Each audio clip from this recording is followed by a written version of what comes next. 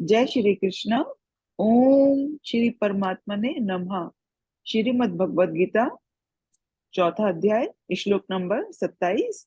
भगवान उवाच। सर्वाणि इंद्रिय कर्माणि प्राण कर्माणि चापरे आत्म संयम योग्य अग्नौ जुह्यति ज्ञान दीपिते। दूसरे योगी जन इंद्रियों की संपूर्ण क्रियाओं को और प्राणों की समस्त क्रियाओं को ज्ञान से प्रकाशित आत्म संयम योग रूप अग्नि में हवन किया करते हैं। अब इसमें भी यही बता रहे हैं कि ये जो योगी जन है वो संपूर्ण इंद्रियों की क्रिया है। अब इंद्रियां जो भी विषय लेकर आई हमारे मन पर या माइंड में या बुद्धि में, अब उसमें आप जो है पूरी तरह से आप जो है ज्ञान में स्थित होकर, और आत्म संयम उस अवस्था को कहा जाता है आपने पूरी तरीके से उस पे ज्ञान की रोशनी जो है उन अपने विचारों पर डाल दी है। और फिर उसको जो है अग्नि में हवन किया करते हैं। अग्नि में हवन किया करते हैं कि अब उसमें क्या चीज तो करनी है और क्या नहीं करना। अब जब आपकी बॉडी जब उस पे एक्शन पर आएगी तो वो उस प्रकार से करेगी कि वो अब आप उसने विचारों को पूरी तरह से ज्ञान की रोशनी से उसको क्या करते हैं, छटनी कर ली उस विचारों की। तो अब वो फिर जो है उसमें अग्नि में हवन करते हैं उसको। बेसिकली 26 का ही वो है ना? जो 26 में समझा है वही 27 में भी बता रहे हैं। मतलब पूरा सब कुछ आपको लगा देना है कि आपका हाँ। जो माइंड में कुछ भी जो सामग्री आकर भारी विषयों की जो आपके अंदर बैठ जाती है, जो भी आप अंदर हम्म। लेते हैं, तो उनको आप पूरी तरह से ज्ञान में होकर आप जो है उसमें डिसाइड कीजिए। और पूरा उस समय पूरा पेशेंस रखना पड़ेगा, आपको सब कुछ रखना पड़ेगा। और फिर उसको जो है आप उसमें जब एक्शन के उस पर आएंगे तो सोच समझ के सूझ बूझ के एक्शन किया हुआ होना चाहिए आपका। हाँ, लेकिन जो आपने पेशेंस या इंद्रियों का कंट्रोल किया, वो भी आपको उस हवन में आहुति देनी है। उसकी भी कोई भी उसका विचार मन में रहना नहीं चाहिए कि आपने ये कंट्रोल किया या आप ये कर रहे हैं, कुछ भी। है ना? हाँ, बिल्कुल कुछ भी बचे ना। बचे ना। द्रव्य यज्ञास्तपो यज्ञ योग यज्ञास्त तथा परे स्वाध्याय यज्ञान यज्ञाश्च यत्यः संशित व्रतः। कई पुरुष द्रव्य संबंधी यज्ञ करने वाले हैं, कितने ही तपस्या रूप यज्ञ करने वाले हैं, तथा दूसरे कितने ही योग रूप यज्ञ करने वाले हैं, कितने ही अहिंसा आदि तीक्ष्ण व्रतों से युक्त यत्नशील पुरुष स्वाध्याय रूप ज्ञान यज्ञ करने वाले हैं। अब इसमें अभी आगे पढ़ भगवान लेते हैं बता मेरे रहे। ख्याल से।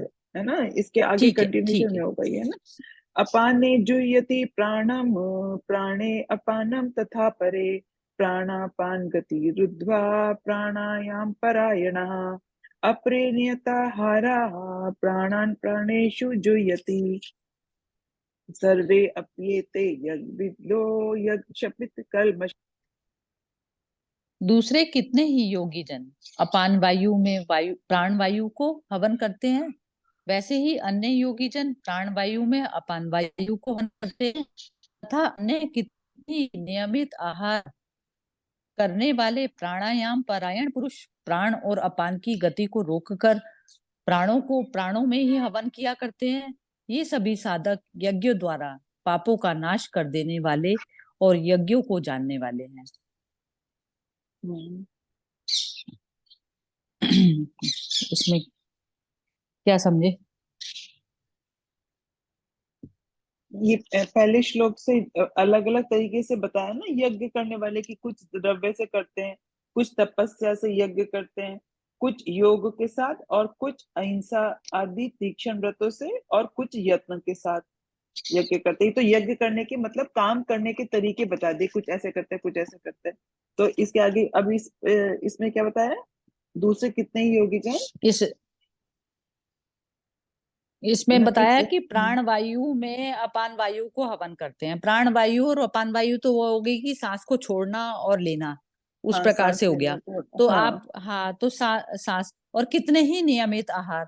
नियमित हम्म। आहार उसको कहा जाता है कि आहार हम सिर्फ जो हम अपना जो भोजन अपनी का जो कहते हैं ना भोजन को ही वो। आहार नहीं बोला हाँ जाता। हाँ आपको हाँ। आपकी जो इंद्रियां सारा कुछ जो जो भी दृश्य देखती हैं तो उनको आपको जो है नियमित आहार की जो चीज जरूरी है वही आप जो है अपने अंदर लेते हैं, अदरवाइज जो है आप वो चीज बाहर छोड़ देते हैं। दृश्य दृश्य को मतलब जो मतलब उसका बनता है, जैसे आप एक पैसे का यूज जो है, आप पैसा पैसा आपको किस लिए जरूरी है कि आप उसका यूज कर सकें, उससे चीजें खरीद सकें बस। तो आपके के लिए वो पैसे का यूज मात्र हुआ, अदरवाइज तो पैसे की कोई वैल्यू नहीं है ना। यदि उसमें चीजें आप नहीं खरीद सकते तो उस पैसे की कोई वैल्यू नहीं है। तो इस प्रकार से नियमित आहार उस अवस्था को कहा जाता है। तो अब उसमें ये बता रहे हैं कि प्राणायाम पुरुष मतलब ये हो जाता है कि उनकी जो हर सांस जो जो अंदर जाती है और जो बाहर जाती है, उसमें प्राणायाम इस प्रकार से करना है कि जितना जितना जो चीज जरूरी है उतना ही पदार्थ को बस आप अंदर ले रहे हैं, और उतना ही मतलब आप उससे रख रहे हैं उस पदार्थ से, अदरवाइज आप उसको पूरी तरह से छोड़ देते हैं। तो उसमें क्या होता है, आपकी गति जो सांस की जो गति है वो भारी विषय है वो कंट्रोल नहीं करते। आपका अपने आप में स्वयं में कंट्रोल पूरा है कि आपको जितना, तो क्या होगा कि आपकी इंद्रियों पे आपको अपना पूरी तरह से कंट्रोल है। ये इसका मतलब हुआ। प्राणायाम का मतलब होगी कि आपकी जो प्राण ऊर्जा है और जो सांसें आती और जाती हैं वो आपकी बाहरी चीजें निर्धारित नहीं करती, सांसें आने जाने की। तो वह होता है योगी की। तो इसीलिए वो प्राण और अपान की जो गति होती है बिल्कुल योगी की बिल्कुल सेम होती है।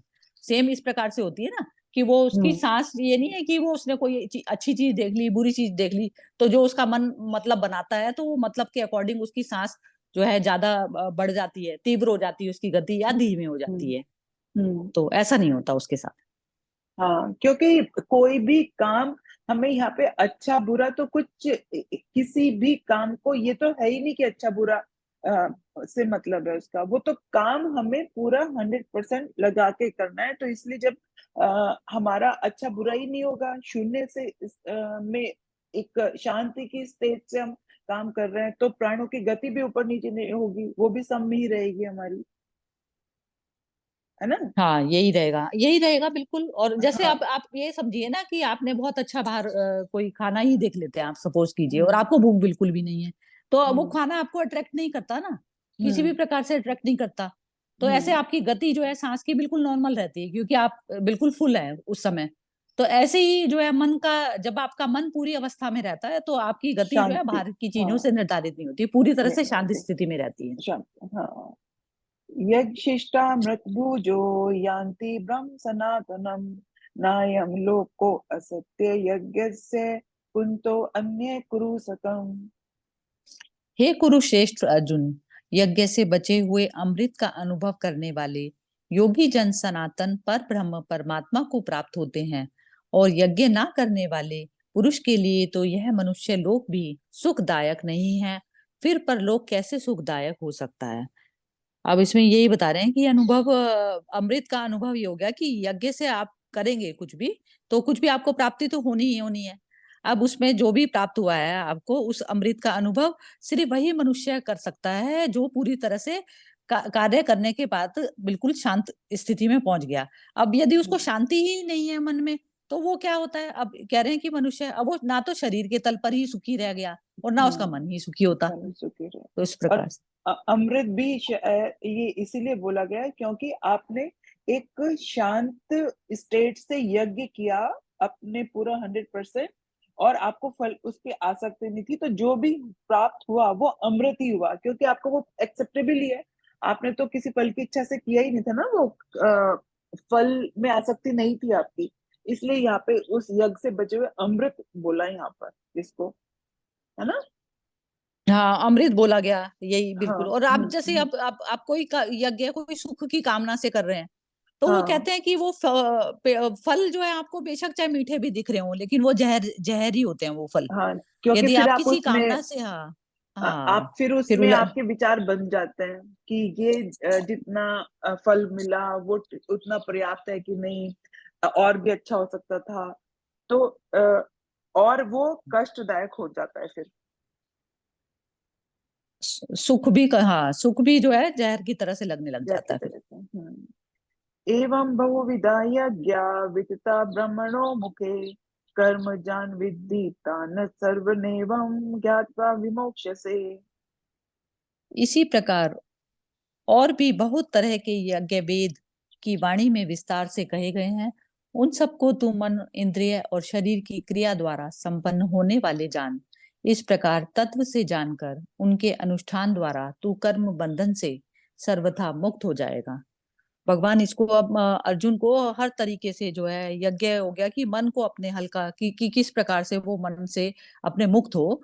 तो वो कह रहे हैं कि कोई भी जो इंद्रिय और शरीर की क्रिया जो है मैं तेरे को तरह तरह से जो है बताऊंगा कि जिससे तू ये हाँ, कर्म बंधन से हमेशा मुक्त हो जाएगा। मुक्त हो जाएगा। जय श्री कृष्ण।